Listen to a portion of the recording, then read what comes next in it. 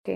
AP పరిస్థితికి చంద్రబాబు నాయుడు గారు in future మీరు 2 టర్మ్స్ ఇప్పుడు జగన్మోహన్ రెడ్డి గారే వస్తారంటున్నారు కదా? Next 2 terms next 2 terms Jaganmohan Reddy గారు వస్తారు. 2024-29 ఎవరు జగన్మోహన్ రెడ్డి వస్తాడు, ముఖ్యమంత్రి ఆయనే అవుతారు. మరి ఆయన పార్టీ అన్నప్పుడు ఆయన అంటే వస్తాడు. మీ నోట్ నుంచి చెప్పాలి. జగన్మోహన్ రెడ్డి గారు 2024లో మరియు 2029లో ఆయనే ఆంధ్రప్రదేశ్ రాష్ట్రానికి ముఖ్యమంత్రిగా ఉండబోతా ఉన్నారు. డామ్ షూర్ గా ఇది రికార్డ్ అవుతుంది కదా బాబు, రికార్డ్ చేస్తున్నా. ఆ తర్వాత అయినా చంద్రబాబు నాయుడు గారు ముఖ్యమంత్రి అయ్యే అవకాశం ఉందా? ఏందమ్మా రాసుకొచ్చుకుంటా ఏంది 200 నెలలు బతుకుతాను బడే ఉన్నావు నువ్వు, నాకు అర్థమైతలేదు. అంటే 74 ఏళ్ళు ఇప్పుడు ఇప్పటికే మీరు అన్నారు తెలంగాణలో రేవంత్ రెడ్డి గారు సీఎం కాదమ్మా, 74 ఏళ్ళు ఆయనకు. రాజకీయ గండం ఉంది, పరిస్థితులు అనుకూలంగా లేవు కాంగ్రెస్ పార్టీకి అని చెప్పారు. ఏపీలో జగన్మోహన్ రెడ్డి గారు 2 టర్మ్స్ వచ్చిన తర్వాత ఏమైనా సిచ్యువేషన్స్ బ్యాడ్ గా వెళ్లే అవకాశం కనిపిస్తుంది? ఏం లేదు, ఇంకా రేపు 2024లో జగన్మోహన్ రెడ్డి సీఎం అయినాక టీడీపీ అనే పార్టీ ఏడు ఉంటది. ఓకే, తర్వాత చూద్దాం కదా, ఆ పార్టీ 29 వరకు సస్టైన్ అయినప్పుడు కదా, ఆ పార్టీ అప్పటి వరకు సస్టైన్. ఇప్పుడు నేను ఇంతకుముందు చెప్పిన 2017లో ఒక ఇంటర్వ్యూలో చెప్పిన ఏమని అంటే, రాజశేఖర్ రెడ్డి లాగా మారిన జగన్మోహన్ రెడ్డి గారిని చూస్తారు మీరు అని చెప్పిన. అన్నట్టుగానే ఆయన మారిండు.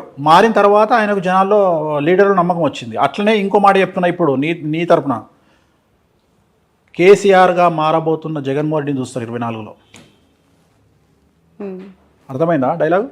ఓకే, కంట్రోల్ చేస్తాడు, ఓకే, అందరినీ కంట్రోల్ చేస్తాడు. సో ఇంకా తిరుగులే జగన్మోహన్. స్థానబలం ఏంటంటే, స్థానబలం మేము తెలంగాణలో ఉన్నాం కాబట్టి ఆంధ్రలో మమ్మల్ని ఏం చేస్తారు అని చాలా మంది అనుకుంటారు. కానీ బట్ కుటుంబానికి సంబంధించి పదే పదే మాట్లాడుతూ ఉన్న వాళ్ళకి అంటే ఇంపాక్ట్ ఏ విధంగా ఉంటుంది అంటారు? ఈ ఎలక్షన్స్ టైంలో చెల్లి షర్మిల గారు తెలంగాణకు వచ్చేసారు, తల్లి గౌరవ అధ్యక్షురాలుగా రాజీనామా చేశారు, ఇప్పుడు ఆయనతో భార్య ఉన్నారు భారతి గారు.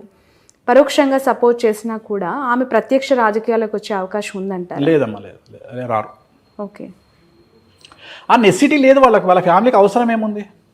ఇప్పుడు సరే, ఇప్పుడు షర్మిల ఫైటింగ్ ఇంకోటో అవన్నీ వ్యక్తిగతమైన అంశాలు.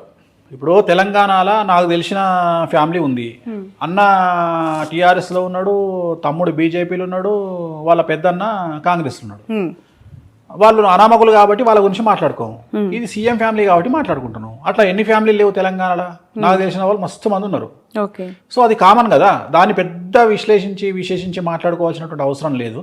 వాళ్ళ జాతకరీత్యా ఉంటుంది. షర్మిల జాతకము, షర్మిల ఆంధ్రప్రదేశ్లో ఎంపీ కావాలి అంటే జగన్మోహన్ రెడ్డి చెప్పినట్టు ఉంటుంది, అన్న నాకు ఎంపీ అంటది, రాజ్యసభ ఇస్తాడు, ఎంపీ ఇస్తాడు, పోతుంది. ఆమె జాతకంలో రాజయోగం అనుభవించే పరిస్థితి లేదు కాబట్టి వ్యతిరేకమైన నిర్ణయాలు తీసుకుంటుంది. So actually nothing but decision. ఆమె తీసుకునే నిర్ణయాలు ఆమె జీవితము. ఆమె పార్టీ పెట్టినా, తెలంగాణలో కాంగ్రెస్ పార్టీకి పోయినా, లేకపోతే ఇంకో మాట మాట్లాడినా, ఇవన్నీ కూడా రాజకీయ జాతకపరమైన అంశాలే కదా. సో ఆమె తీసుకునే నిర్ణయాలు, ఆమె మాట్లాడే మాటలు ఆమె జీవితాన్ని డిసైడ్ చేస్తాయి. ఎలా ఉండబోతుంది అంటారు షర్మిల యొక్క? పెద్ద గొప్పగా ఉండదు. ఓకే, షర్మిల గారు జగన్ దగ్గరికి పోతే హ్యాపీగా ఉంటుంది ఆమె జీవితం. ఆయన లేకుండా ఆమెను ఊహించుకోలేం. వెళ్ళే అవకాశం ఉందంటారు? ఎందుకంటే నీకు బాగా క్లోజ్ అమ్మా, నాకు తెలుసమ్మా, నీకు అమితమైనటువంటి ప్రేమ, నీకు చాలా క్లోజ్ షర్మిల. ప్రొఫెషన్ వేరు, వ్యక్తిగత మామూలుగానే అంటున్నా తల్లి, చెప్పట్లేదు. చాలా మందికి ఏంటంటే, ఇప్పుడు నేను మీకు డీకే శివకుమార్ అత్యంత సన్నిహితుడు అంట, కానీ ఆ సన్నిహితం ఎంతవరకు ఉండాలో అంతవరకే.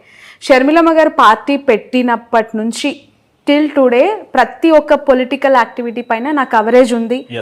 అండ్ ఒక మహిళ, ఇప్పుడు కల్వకుంట్ల కవిత గారు అవ్వచ్చు, ఇటు మన షర్మిల గారు అవ్వచ్చు. ఇప్పుడు షర్మిల గారి గురించి మనం ఇప్పుడు కాదు, పార్టీ పెట్టిన రోజు నుండి మాట్లాడుకుంటున్నాం. నేను ఎప్పుడైనా పాజిటివ్ గా మాట్లాడినా? ఓ మొత్తం ఇరగదీస్తుంది అని చెప్పిన, 1% ఇంపాక్ట్ కూడా ఉండదని చెప్పిన. నిజమైంది కదా. నేనేం మాటలు మార్చట్లేదు కదా. మీరు ఆ రోజు కూడా నువ్వు ఆమె దగ్గర ఇంటర్వ్యూ తీసుకొని వచ్చిన మరుక్షణం నేను చెప్పిన, ఏముండదు తల్లి, అంత నార్మలే ఉంటుంది పరిస్థితి అని చెప్పిన. అంతే తప్ప నేనేం గొప్పగా మాట్లాడాను. అంతలాగా ఒక పాదయాత్ర, నిజంగానే చెప్పాలి, ఒక మహిళగా ఆమె చేసిన పాదయాత్రని నేను కల్లారా చూసిన వ్యక్తిగా కష్టం వేరు, చాలా చాలా బాధపడ్డాను ఆ రోజు. ఎందుకు అంటే పక్క రాష్ట్రంలో అన్న సీఎం గా ఉన్నారు, ఇక్కడ ఒక మహిళ ఒంటరిగా ఎందుకు ఈ పరిస్థితి వచ్చింది? మోరోవర్ అన్న గెలుపులో ఆమె పాత్ర ఉంది, ఆమె భాగస్వామ్యం ఉన్నప్పుడు ఇక్కడ ఎందుకు పెట్టింది అనేది నాకు పదే రైజ్ అయిన క్వశ్చన్. దానికి ఇప్పటివరకు నాకు ఆన్సర్. జాతకపరమైన విశ్లేషణ అంతే, వాళ్ళ వ్యక్తిగతమైన నిర్ణయాలు. Astrology is nothing but decision. అదే చెప్తున్నా కదా. ఆ నిర్ణయం ఎందుకు తీసుకున్నారు అంటే దానికి మనం ఏం చెప్తాం? ఇప్పుడు మన వేరే అనేవి ఉన్నాయంటారా? ఖచ్చితంగా నాకు కుటుంబం పట్ల అవగాహన లేదు, వ్యక్తిగతమైనటువంటి అంశాల జోలికి నేను వెళ్ళను. నేను జాతకపరంగా మాట్లాడతా నేనేమంటా, ఇదే షర్మిల గారు నా దగ్గరకు వచ్చి, అనిల్ గారు నా దగ్గరకు వచ్చి, ఏమండి ఒక మాట మాకు ఒక ఐడియా అడ్వైజ్ ఇవ్వండి అంటే, ఎంబడే మీ దుకాణం బంద్ చేసి జగన్ గారిని కలవండి అని చెప్తా. ఎందుకు, అక్కడ పోయి కూర్చుంటే మీకు ఆల్రెడీ ఏదో పదవి ఇస్తాడు, హ్యాపీగా ఎంజాయ్ చేస్తారు లైఫ్, ఒక సీఎం చెల్లెగా లైఫ్ ముందుకెళ్తుంది, ఇంత కష్టాలు మీరు పడాల్సిన అవసరమే లేదని చెప్తాను నేను. కానీ వాళ్ళు మనం అడగరు, మనం చెప్పాం, అయిపోయింది. సో ఇట్లనే astrology is nothing but decision. వారసులకి సంబంధించిన ప్రశ్న ఇది. కేసీఆర్ గారు ముఖ్యమంత్రిగా 2 టర్మ్స్ చేసిన తర్వాత ఇప్పుడు గెలిచి ముఖ్యమంత్రి పదవికి రాజీనామా చేశారు. కానీ కొడుకును ముఖ్యమంత్రి స్థాయిలో సొసైటీలో ప్రొజెక్ట్ చేశారు. నెక్స్ట్ 5 yearsలో కేటీఆర్ గారు ఆ స్థాయిలో ఎమర్జ్ అవుతారు పీపుల్లో అనేది ఒక మాట వినిపిస్తోంది. చంద్రబాబు నాయుడు గారి వారసుడు లోకేష్ గారి గురించి ప్రస్తావిస్తున్నారు. లోకేష్ గారు ముఖ్యమంత్రి అయ్యే అవకాశం కానీ, పాదయాత్రను మరొకసారి దిగ్విజయంగా నాన్ స్టాప్గా స్టార్ట్ చేసి ఎండ్ చేసే పరిస్థితి కానీ, పీపుల్స్ లీడర్గా ఎస్టాబ్లిష్ అయ్యే అవకాశం కానీ ఉందా అని చెప్పి. ఇక ఇండివిజువల్గా చెప్పగానే ఇద్దరికి లేదు, ఇద్దరు ముఖ్యమంత్రుల కొడుకులకు లేదు. ఒకటే ఆన్సర్లో 2 సమాధానాలు. ఇటు కేసీఆర్ గారు అబ్బాయి కేటీఆర్ కానీ, బట్ కంపారిటివ్లీ ఇప్పుడు కూడా సిరిసిల్లలో ఆయన మళ్ళీ విక్టరీ. మళ్ళీ నువ్వు అన్ని జనరలైజ్డ్, నేను ఆస్ట్రాలజర్ అమ్మా, పొలిటికల్ అనలిస్ట్ కాదు.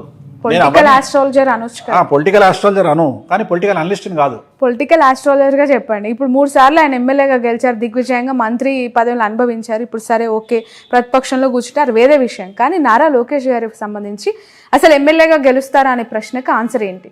ఎమ్మెల్యే గెలవచ్చు, అది పెద్ద విషయం ఏం కాదు. ముఖ్యమంత్రి కాలేరు, ఆయన జీవితంలో ముఖ్యమంత్రి అయ్యే యోగం లేదు. ఏంటి ఆయన జాతకం ప్రకారం? రావు మార్గదర్శ నడుస్తుంది 2024 వరకు. ఎలక్షన్లో రావు మార్గదర్శలో ఉంటారు. ఈ ఎలక్షన్లో ముఖ్యమంత్రి అయ్యే యోగం లేదు. ఎట్లాగో లేదు. మీరు 2 టర్మ్స్ జగన్మోహన్ రెడ్డి అన్నారు. సో ఇన్ ఫ్యూచర్ ఆయన జాతకం ఓకే గెలుస్తారా నెక్స్ట్ 24లో? ఆయన గెలవడం పెద్ద విషయం కాదు, నేను అదే చెప్తున్నా. 2025 ఎలక్షన్ కాబట్టి 24లో ఎమ్మెల్యే గెలిచే అవకాశం ఉంది. ఎమ్మెల్యేగా మంగళగిరి నుంచి. మంగళగిరి పోటీ చేస్తాడా ఇంకోటి మనం డిసైడ్ చేయలేం కదా. చాలా మందికి అర్థం కాని ఒక క్వశ్చన్, $1 million ప్రశ్న. చంద్రబాబు నాయుడు గారి అరెస్ట్ విషయంలో మీరు ఇందాకన్నా జూనియర్ ఎన్టీఆర్ ఎందుకు స్పందించలేదు అని చెప్పి, మీరేమనుకుంటున్నారు గురూజీ? అంటే ఎందుకు అంత సైలెంట్గా ఉండాల్సి వచ్చింది ఆయన? తన కెరియర్ మీద తనకున్న నమ్మకం, తనకు రాజకీయంగా కంటే సినిమా ఇండస్ట్రీ పరంగా తనకున్న నమ్మకం, ప్లస్ తిరుమల తిరుపతి దేవాలయంలో నేను వాళ్ళ అమ్మగారు కూర్చొని మాట్లాడినప్పుడు నన్ను ఒక ప్రశ్న అడిగారు ఆవిడ. ఎన్టీ రామారావు బర్త్ విషయంలో, జూనియర్ ఎన్టీఆర్ బర్త్ విషయంలో ఒక పెద్ద సమస్య ఉంది, ఆ సమస్య తెలియకుండా మీరు మావాడి జాతకాలు బాగా చెప్తున్నారు, ఎటా చెప్తున్నారు మీరు అని అడిగింది. ఆ సమస్య ఏందో నాకు తెలుసు తల్లి, ఇది సమస్య అని చెప్పిన. అనగానే షాక్ అయింది ఆమె. పెద్ద ఎన్టీఆర్ గారికి తప్ప, నాకు తప్ప, బాబుకి తప్ప, ముగ్గురికి తప్ప 4వ వ్యక్తికి తెలియదు, మీకు ఎట్లా తెలుసు అన్నది. నాకు తెలుసమ్మా అన్న నేను. ఆయనది మఖా నక్షత్రం, జూనియర్ ఎన్టీఆర్ది మఖా నక్షత్రం, జయలలితది కూడా మఖా నక్షత్రం, ప్లస్ ఆయన మంచి యోగంలో పుట్టిండు జూనియర్ ఎన్టీఆర్. కానీ ఆయన రాజకీయాల్లోకి రావడానికి టైం ఉంది. నేనే వాళ్ళ అమ్మతో అన్నది ఏంటంటే 2030 వరకు రాజకీయాల్లోకి రానియకండి బాబుని అని చెప్పిన. ఓకే, సో మీ సలహా అనమాట. నేను చెప్పింది అయితే వాళ్ళ అమ్మగారికి చెప్పిన మాట, తిరుమల దేవాలయంలో చెప్పిన మాట, హుండీ లెక్క పెడుతుంటే పక్కన నేను మాట్లాడింది, వైకుంఠ ద్వారం పక్కన కూర్చున్నప్పుడు దర్శనం అయిపోయిన తర్వాత ఆమెను ఆ దేవాలయంలో మాట్లాడిన సందర్భంలో 2030 వరకు జూనియర్ ఎన్టీఆర్ రాజకీయాల్లోకి రాకుంటే బాగుంటుంది, 29 ఎలక్షన్లకైతే వద్దు అంటే 29 ఎలక్షన్ల వరకు ఎన్టీఆర్ గారు రాజకీయ అరంగేట్రం చెయ్యరు, కన్ఫర్మ్. ఓకే వేణుస్వామి గారు, మనం చాలా చాలా జంటలు విడిపోవడానికి చూస్తున్నాం. పెళ్ళంటారు, వచ్చి పత్రిక ఇస్తారు, ఒక 6 నెలల తర్వాత విడాకులు అంటూ ఉంటారు. మీరు కూడా చాలా సెన్సేషనల్ న్యూసెస్ చెప్పారు వాటి పట్ల. ఎందుకు పెళ్ళిళ్ళు నిలబడట్లేదు? అవి పెద్దలు కుదిర్చిన వివాహమైనా, ప్రేమ వివాహమైనా, మీరు గతంలో చెప్పారు లాస్ట్ ఇంటర్వ్యూలో సమంత నాగచైతన్య యాస్టిస్ జరిగిందని. ఇప్పుడు మళ్ళీ కొత్తగా మ్యారిటల్ లైఫ్లోకి వచ్చిన జంటలు చాలామంది కూడా విడిపోయారు. బట్ ఆఫ్ ద రికార్డ్ నాకు చాలా చెప్తూ ఉంటారు, కానీ కొన్ని సెలబ్రిటీ జాతకాలకి సంబంధించి ఏం చెప్తారు? ఉదాహరణ ఇంకొక సెన్సేషనల్ కపుల్తో తీసుకుందాం. సో కొత్తగా పెళ్ళైన లావణ్య త్రిపాఠి అండ్ వరుణ్ తేజ్. సో ఆ ఇద్దరు జాతకాల్లో గురువు శుక్రుడు నీచంగా ఉన్నాడు కాబట్టి నాకు తెలిసి వాళ్ళు కూడా రేపొద్దున ఫ్యూచర్లో కలిసి ఉండే అవకాశాలు లేవు. సో ఏమైపోయింది అంటే, నేను ఇట్లా చెప్పంగానే వీడికి ఏం పని లేదా, పాట లేదా, వీడు పెళ్ళిళ్ళు చేసుకుంటుంటే డివోర్స్ అని మొత్తుకుంటుంటే వీడికి పిచ్చి లేచిందా అన్నట్టు అయిపోయింది. నేనేం చెప్తున్నా అంటే, ఈ పెళ్లి చేసుకొని విడిపోవడం కంటే చేసుకోకుండా తగలడంట్రా అని నేను చెప్తున్న పాయింట్. అంటే జాతకంలో ఉండే దోషాలను బేస్ చేసుకొని మాట్లాడతాను నేను మిగతా విషయాలు మాట్లాడా. అరేంజ్డ్ మ్యారేజ్ కానీ లవ్ మ్యారేజ్ కానీ 10 పెళ్లిలలో 8 పెళ్లిళ్ళు విచ్ఛిన్నమవుతున్నటువంటి సిచ్యువేషన్లో మనం ఉన్నాం. అందుకనే శాస్త్రం చెప్పేటప్పుడు దేశ కాలమాన పరిస్థితులు అంటాం మనం. తెలంగాణలో ఇండియాలో ఉన్న కుజదోషం అమెరికాలో ఉండదు, ఆఫ్రికాలో ఉండదు. సో దేశ కాలమాన పరిస్థితులను బట్టి జాతకాలు చెప్పాలి. సో మన దేశంలో కుజదోషం ఉంటుంది, శుక్రదోషం ఉంటుంది, లావణ్య త్రిపాఠికి గురుదోషం ఉంది, వరుణ్ తేజ్కు నాగదోషం ఉంది. కాబట్టి ఈ ఇద్దరి కుటుంబాల్లో ఒక ప్రముఖమైనటువంటి లేడీ ద్వారా, ఒక స్త్రీ మూలకంగా వీళ్ళిద్దరు విడిపోయే అవకాశం ఉంది. ఇవాళ చెప్తున్నాను నీకు.